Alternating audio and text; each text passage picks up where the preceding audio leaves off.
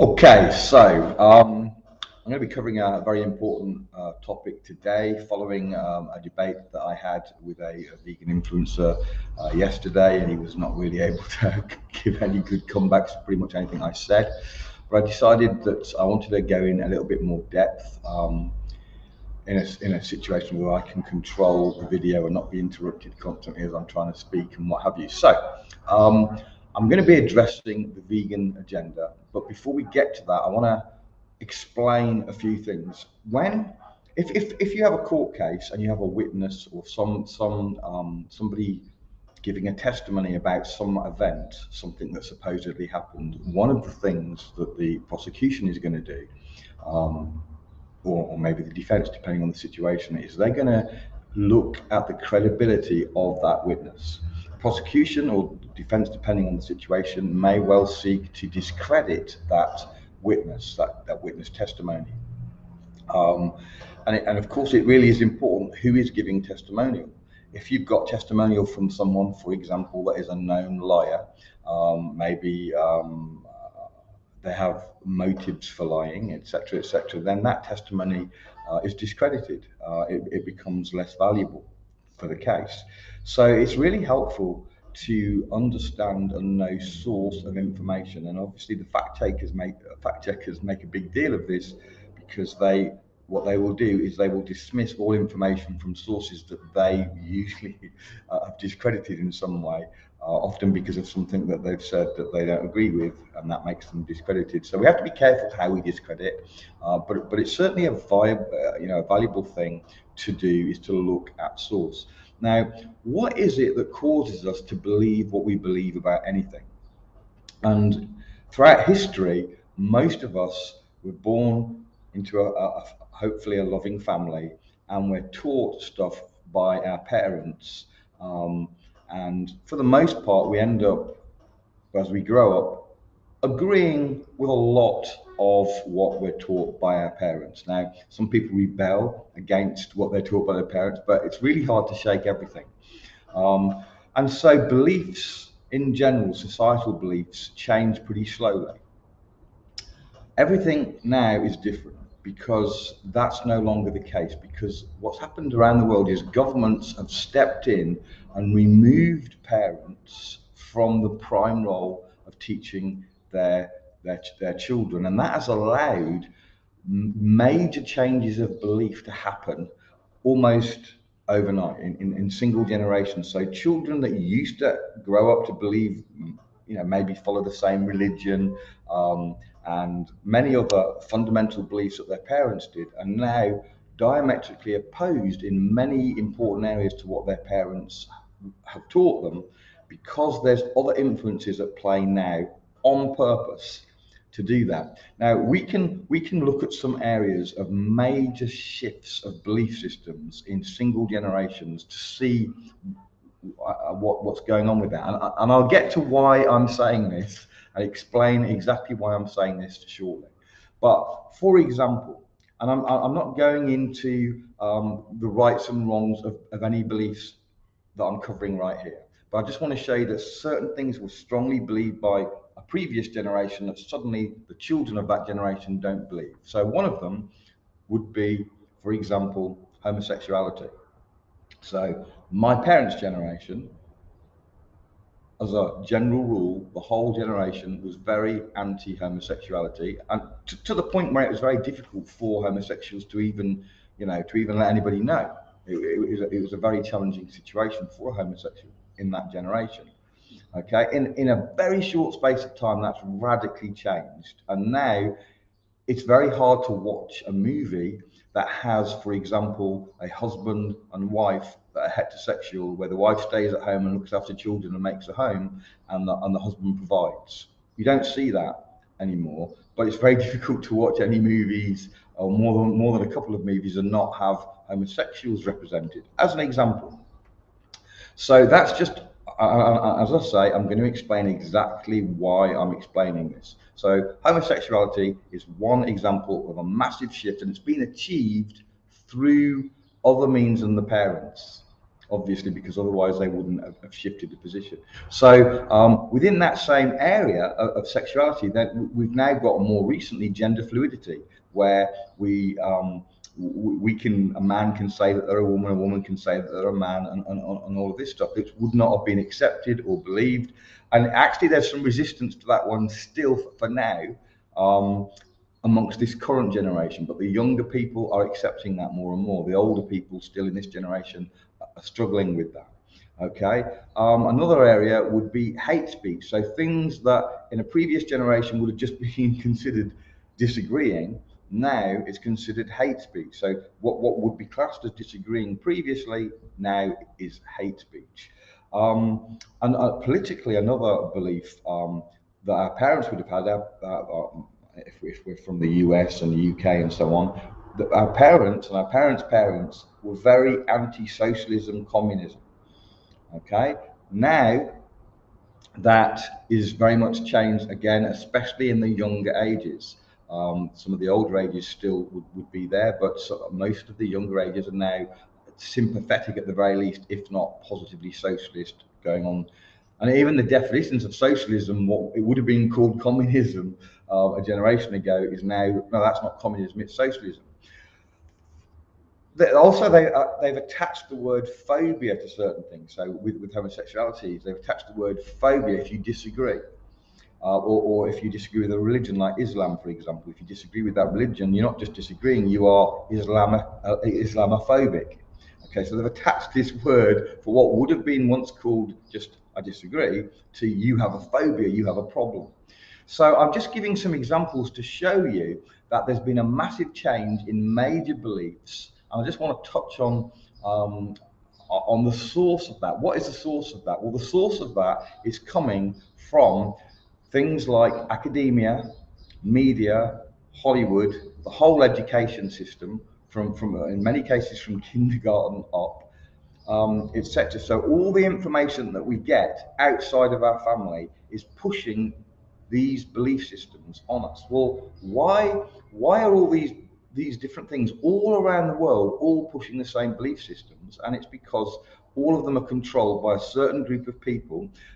Sometimes they're called the elite, sometimes they're called the satanic elite, sometimes they're referred to as Illuminati or various different things. But there are a group of people who've got the money, who control governments, control media, control the education system, control politicians and legislation. So these people have a very powerful influence. And it's them that want you to believe the various things that are currently believed. Okay, so those are the people who want you to believe everything that I've just talked about. All the changes of belief have been caused by them pushing that out through all the different things that they control. Okay, I'm going to refer to them as the satanic elite. You may have different thoughts on who they are exactly, but those are the people that are controlling the beliefs of the world's populations, and especially in the West, even more so. Okay, in the US, in Canada, in Australia, in the UK, in Europe in general. Those are the people who are controlling the information that we get. And not only are they controlling what we get, but they're also controlling what we don't see.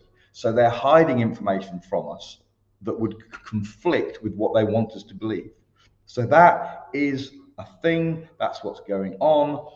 Why have I said all this? Because I want to show the link to that and the vegan agenda. Okay, because another area of major shift of belief is that animal products are bad, cause health issues, even cause climate change, cause disease, cause pandemics. Anything negative you can think about is being attached to animals in favor of plant-based diets. That is something that's coming through all the things I spoke about, the education system, the media, Hollywood, legislation from politicians, corporations. All of these groups are active in pushing that. So it's very important that if you have a belief, whatever that belief, that you understand where it comes from and the credibility of the people it's coming from. Okay, hopefully that all makes sense. So I'm going to start off by showing you, I'm going to share my screen. So this here is an article about the UN and the global move against the meat and dairy industry. Okay, so the UN and the global move. So I'm just going to read the first little part of this article right here from a report from the UN. This is an old article. This is 11 years ago. This is not new. Okay, and it says a global shift towards a vegan diet is vital to save the world from hunger, fuel poverty, and the worst impacts of climate change, a UN report said today. Okay, so this article is more than 11 years old. Okay, so I just want you to clearly see that, first of all, this is not new. It goes much further back than 11 years, but I'm showing an 11-year article right at this moment. So the UN, which is one of the divisions that push the propaganda that these elite groups want, is pushing for a vegan lifestyle. You just need to know that. You need to know where the information is coming from. Okay, so let's look at another example. So this is an example where what they are doing is they're trying to attach pandemics to meat and animal products. And there's a particular quote I want to, let's scroll down here a minute. Here we go. This is what I wanted to find. So this is a quote by a person who's a fellow at Concordia University and a visiting fellow at Harvard Law School. So from the academia world, and this is what they say. I think disrupting that model, he's speaking about the animal-based model, disrupting that model means not even full replacement, but just getting enough people to stop consuming that product to the point where the business model is no longer viable. Okay, so they want a plant-based meats and they want plant-based diets and they want to destroy the meat industry. Okay, so this is again from the world of academia. So I want you to see very clearly, if you haven't already seen, I mean, for me, it's obvious, I see it all the time, but I want you to see very, very clearly who is driving the belief system behind the vegan agenda, who is causing people to believe that meat and animal products are unhealthy, that they are linked to pandemics, that they are linked to destroying the climate, etc., etc. I want you to see where it's coming from. Okay, so this particular article comes from an Israeli source, okay, and so this one is still eating meat. Don't be shocked if we face a future of pandemics. So this is where they're trying to link meat to pandemics, and so they start off in June 2019. Chinese researchers identified a virus that causes swine flu and warned that if it mutated, it could lead to a pandemic, as it happened in 2009. To prevent that, China killed about 1 million pigs suspected of being infected. Shortly afterwards, Vietnam followed suit and killed almost 3 million pigs. The outbreak never came.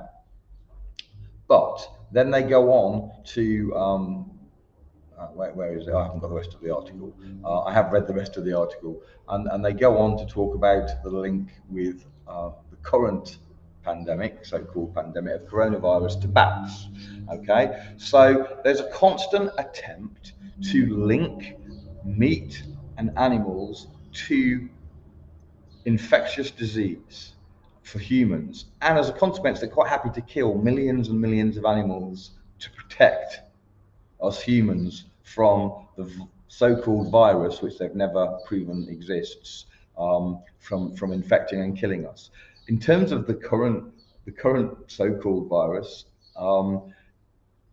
they wanted us to believe that it came from an animal, although I don't want to get too deep into that. My belief is that the virus doesn't exist. I think the science clearly doesn't support the existence of SARS-CoV-2. However, let's run with it does. The other argument would be that it was created by humans in a lab.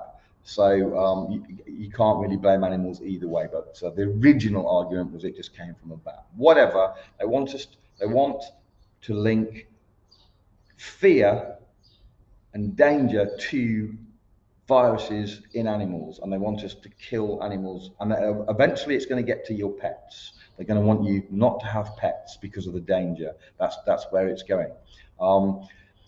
So what the major point that I want you to understand is where the source is. Why is there suddenly a vegan agenda that is a tiny fraction of people who are vegans in the world? I don't know what the percentage is, but it's a small fraction of 1%. They seem to have a massive voice, and this is why.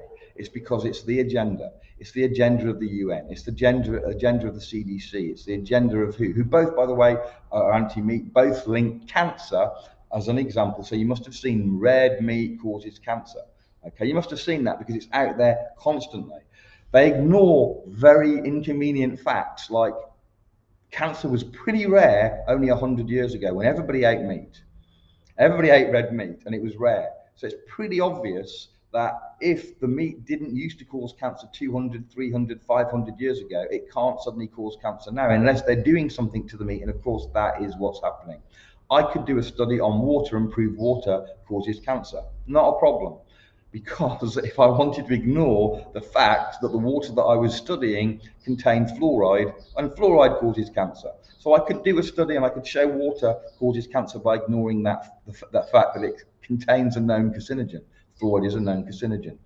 This is what they do to show that meat and animal products cause whatever it is that they want to show it causes. They poison the food, and then they ignore the fact it's poisoned. They show the food has a link to increased amounts of cancer or whatever it is, and they say that it's the fault of the meat or the milk or whatever else. This is pseudoscience, and they use pseudoscience all the time to support their positions. We're seeing it a lot during this pandemic, the amount of pseudoscience that's being used to support their position. And then as it gets debunked, they come up with a new narrative, and they have to keep moving the goalposts because that's what happens when you lie. Lies get exposed, and you have to change the lie or add to the lie or completely revise it or whatever. Okay, so when you understand that the vegan brand new diet for humans, but that, by the way, just to be clear, this diet is a brand new diet that no culture in the history of humans has ever eaten ever. Okay, this is a new diet. And every time they want to do a complete mind shift and persuade people that the diet that all humans have eaten for all of the history of humans is suddenly not healthy and we have to have this new diet, this is where they use the propaganda through all these organizations and everything that they control. So it's very important that you understand exactly where all of this is coming from. Now I'm going to do another screen share, but I'm going to switch up slightly, and I'm going to show you something from another source. So this source that I'm going to show you in just a moment is the Bible, because the Bible has something to say about this particular subject of the anti-meat subject, and it's something that maybe people aren't aware of, and it fits in with everything else that I've just said. So just for the record, the vegans will typically argue that it's immoral to eat meat. It's a sick thing that we do. And this isn't what I'm going to show in the Bible, but I'm just going to point out that Jesus, who many people in the world, if not the majority of the world, would hold up as the most moral person ever, if not God, depending on your viewpoint. But even anti-Christians would usually hold Jesus up as a moral teacher at the very least. Well, Jesus ate meat. At the Passover meal, for example, he provided fish for 5,000 among others. He did a few things with fish, and as I say, he ate meat. And the God of the Bible commanded that his people eat meat, with the Passover meal as one example. Okay, but that's not what I'm going to show. I'm going to show something specific that the Bible teaches about the last days, the end times, in regards to this vegan thing. Okay, so I'm hoping that you can see this, but I'm going to be just reading a few verses from 1 Timothy chapter 4. And it says this, it says, "Now the Spirit speaketh expressly, that in the latter times often people call the latter times end times, that in the latter times some shall depart from the faith, giving heed to seducing spirits and doctrines of devils. So people are going to fall away from the Christian faith, is what he's talking about, by listening to teachings, doctrines as a teaching from devils, that's demons, spirits that represent Satan. So they're going to fall away by following teachings from demons, is what it's saying there. They're going to be speaking lies and hypocrisy, having their conscience seared with a hot iron. Okay, so what's this teaching? There's two teachings covered in this verse here. The forbidding to marry and commanding to abstain from meats, which God hath created to be received with thanksgiving of them which believe and know the truth. For every creature of God is good, and nothing to be refused if it's received with thanksgiving. Okay, so there's two teachings it's talking about here. There's going to be a forbidding to marry. Ironically, that's not really here yet, but during the height of the pandemic, you weren't able to get married. I don't think that's what this is referring to. I think there's going to be a much broader rule on this coming. But I want to focus on the second part, which is for commanding to abstain from meats. Okay, so there's going to be, in the last days, a commanding to abstain from meats. And by the way, some Bibles translate this foods. The word used for meats can be translated food, so abstaining from certain foods. But it tells us in verse 4 what the kind of food is when it says, for every creature of God is good and nothing to be refused. So we're not to refuse the creatures of God for our food, which is meat. So meat is a better translation. So you don't have to use the next verse to understand it. So there's coming a time when they're going to forbid the eating of meat. Let me come back. The forbidding of the eating of meat, and the source of that ban is demonic. It's coming directly from Satan via his children, what I would call the satanic elite, via them and their control of the world. So the Bible is very clear in that verse, very, very clear, that the agenda that tells people not to eat meat is a satanic agenda. And I think when we look at who is pushing what I've just looked at, who is pushing this agenda, people like people like CDC, the UN, Bill Gates, and all these same people who are pushing medical procedures that you may or may not want, and other things that we might not agree with, hopefully we don't agree with, then you begin to see where the source is. Okay, so this is going to be the first in a series on this topic of the vegan agenda. I'm about to close in just a moment, but I just wanted to lay the foundation that where the source was coming from. And I will just say that part of what they've done as well, before they got to the point before they arrive at this point where they're going to forbid meat, they've destroyed the meat first. So they use factory farming, which is a horrific, disgusting way of treating animals, number one, but also feeding them absolute I want to almost use a profanity there, rubbish, absolute rubbish that they feed them that's not their natural diet. They poison the animals. They have them in unbelievably inhumane standards, and that helps them then to push the anti-meat agenda, because any normal human being seeing how they treat animals in that system is going to be put off meat. So it's a double agenda. What they do there is they put people off meat by treating animals in a disgusting way, far removed from, say, the Native American Indian, who ate lots of meat but treated the animals and brought up the animals in a very different way.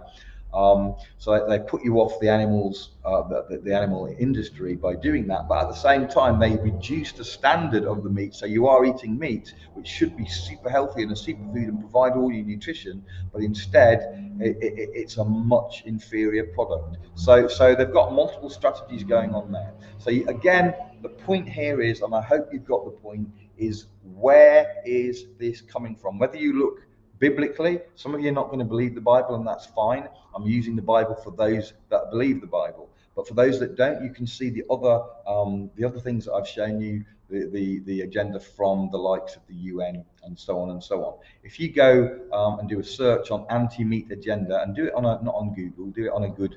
I actually like Yandex, yandex.com as a search engine. It's a Russian one, and there's a lot of information I get there that I don't find on even DuckDuckGo, which is an improvement on Google, but still limited.